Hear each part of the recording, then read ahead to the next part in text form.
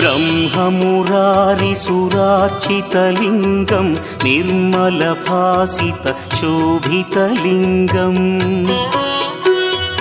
जन्मज दुःखविनाशकलिङ्गं तत्प्रणमामि सदा शिवलिङ्गम्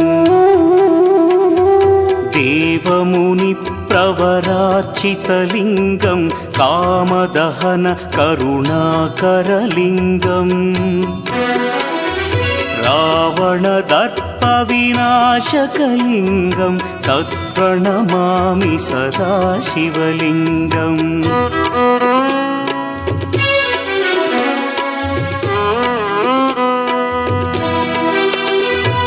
सर्वसुगन्धसुलेपितलिङ्गं बुद्धिविवर्धनकारणलिङ्गं सिद्धसुरासुरवन्द्यं